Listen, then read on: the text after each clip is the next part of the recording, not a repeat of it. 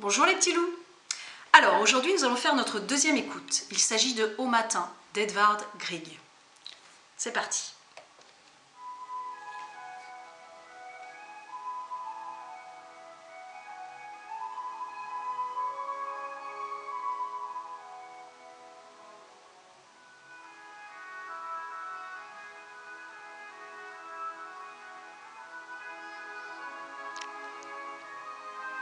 Vous pouvez en même temps que l'écoute battre tout doucement ce qu'on appelle la pulsation.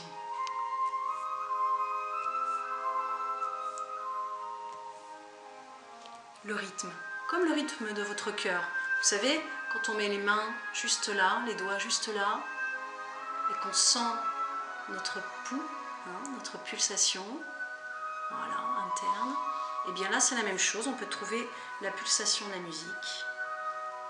Et alors, il y a ce qu'on appelle le tempo. Le tempo, c'est la vitesse de notre pulsation. Ce tempo peut être lent, peut être rapide. À votre avis, le tempo de cette musique, comment est-il? Il est lent, bien sûr.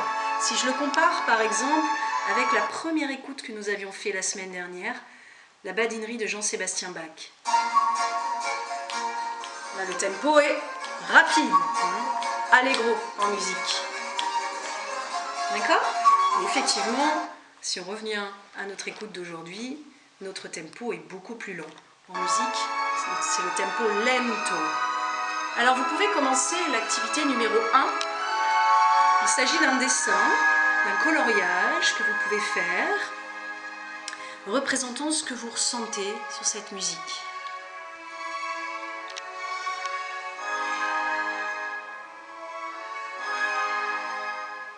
Alors, cette musique, en fait, elle a été réalisée pour un opéra qui s'appelle Peer Gynt. Et nous écoutons donc un extrait non chanté qui décrit l'histoire d'un personnage qui voyage énormément. Et là, il se trouve, en fait, dans le désert marocain et il a un lever de soleil devant lui. Alors après, étant connu aussi en dehors du contexte de la pièce de théâtre ou de l'opéra, Au matin est souvent associé à des images scandinaves, d'où évidemment l'auteur est originaire. Après, vous pouvez aussi vous amuser à représenter les instruments que vous entendez. Voilà, je laisse libre votre imagination. Et puis, une dernière idée, autour de ce héros, il y a plein de personnages un peu mystérieux, étranges, des trolls, des géants, des elfes, des bons et des mauvais génies. Voilà, ça peut vous donner des idées. Nous allons maintenant passer à l'activité numéro 2. Dans l'activité numéro 2, nous allons parler justement de tous ces mots italiens, qui est la langue que l'on utilise en musique.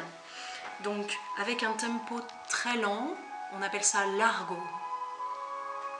Le tempo lent, lento, comme celui-ci. Le tempo modéré, moderato.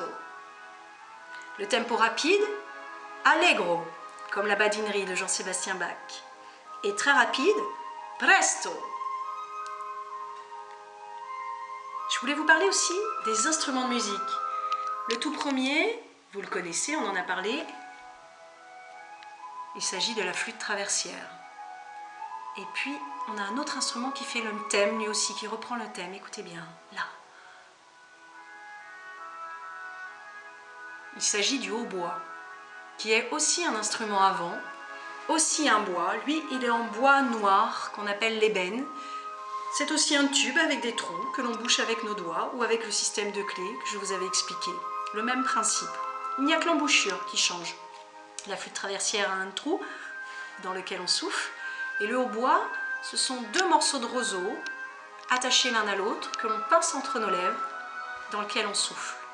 Vous verrez en pièces jointes, je vous ai mis les coloriages de ces deux instruments avec quelques explications.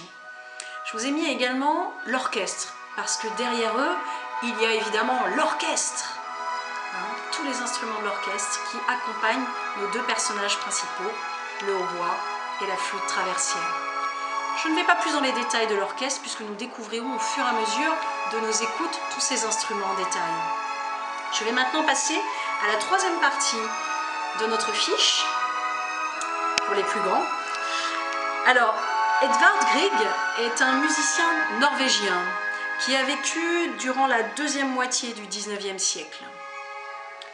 Donc cet opéra, c'est ce que je vous disais tout à l'heure, c'est l'histoire de Pierre, un jeune homme qui fuit la réalité par le mensonge, qui parcourt le monde sans cesser de faire des bêtises. Et une fois qu'il se retrouve âgé et malade, il rentre enfin chez lui en réalisant qu'il est seul. C'est l'amour de Solveig qui sauvera son âme. Alors, les personnages de cette histoire sont comme le héros, ils sont tous étranges, c'est ce que je vous disais tout à l'heure, des trolls, des géants, des génies.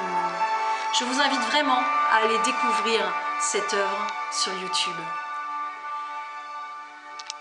Voilà, je vous remercie et je vous souhaite une bonne journée.